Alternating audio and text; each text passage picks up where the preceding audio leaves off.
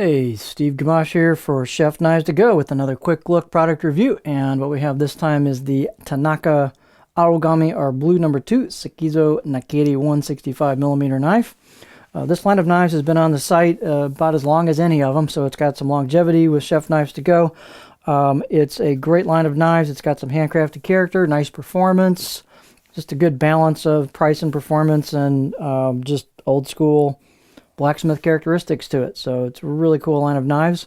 They are multi-layer construction. The hardcore cutting edge steel, which you can see here, the shinier darker part, is Origami Blue Paper number 2 reactive high carbon steel. Heat treats around 61, 62 Rockwell on that core steel, probably closer to 62.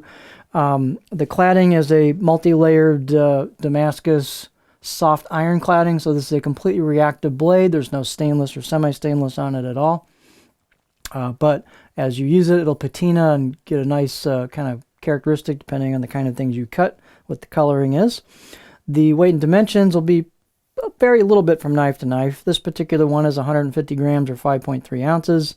The handle, I need to fix that, but the handle is not plastic. It is an octagonal walnut handle with a black peckerwood ferrule. They have their traditional sticker on here you can take off.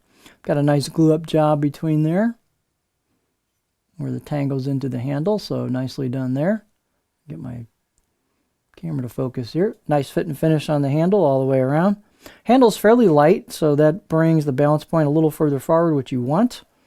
So here's the balance point for this particular knife. For me, that's right on the pinch grip, so pretty neutral kind of feel. It's not a particularly heavy Nakiri knife, but it's got a neutral, kind of nimble feel to it. So again, obviously the handle is not plastic. The edge length is 165 millimeters on the usable edge, and the overall length is about 310 millimeters. Spine thickness, these are typically a little thicker coming out of the spine of the handle, and then they thin out pretty nicely. So this I got about 3 millimeters thick coming out of the handle over the heel, the back of the heel, and then I got about 2 millimeters halfway down, and it might lose a little bit off of that, maybe a little less than 2 millimeters at the end. So fairly stiff blade, but it thins out nicely towards as you go towards the knife. Back of the blade about 50 millimeters tall, and in the middle of the blade I got about 48.9, about 49 millimeters. So got a little bit of height to this particular one. This has some very nice hand engraved kanji on it, an old school touch, which is really cool. So here's our beauty shot. Yeah, let's go with that. So as you can see, this is hand engraved, and you can run your fingers over it and feel it. It's a little hard to tell with the camera, but this style of engraving, as you move the knife around, the actual kanji character will kind of dance around a little bit with the facets of light hitting them. So it's a really neat effect and kind of old school. Here's your layers of cladding, and then here's your core steel. Again, this is an all reactive blade. So on the left side of the blade, you've got some embossed kanji on that side, and then here's the rest of it. Every knife's going to be slightly unique. Got some character to it. The fit and finish is good. It's nice. They've rounded and polished the spine a little bit. They've done some actually pretty nice polish work and a little bit of rounding on the choil as well into the neck.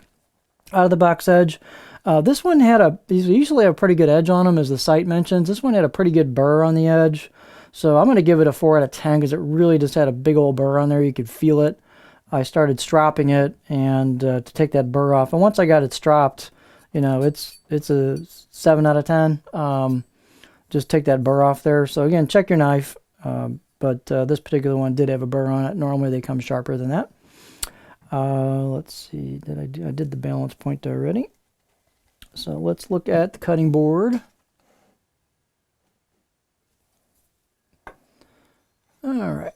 Every knife is a little different, but this will give you a general idea of this maker. So it's a fairly flat profile. It's not dead flat. You can see it flattens out towards the back 40% of the blade, maybe 50%, and then you got a little bit of a belly to it, not much. And then you, of course, your kind of rounded tip there. You can get pretty much as high as you want on a rock, not a problem. So you can see it's got a little bit of a curve to the edge, but you definitely got a flat spot towards that or towards the front. So fairly flexible profile. Again, every blade's going to be slightly different on the edge profile, but this will give you a general idea of this maker. So just a good classic line that's been around a long time for a good reason. It's a good value, well made, neat looking, kind of traditional style. This is the Tanaka Aogami No. 2 Sekiso Nakiri 165mm knife from Chef Knives to Go.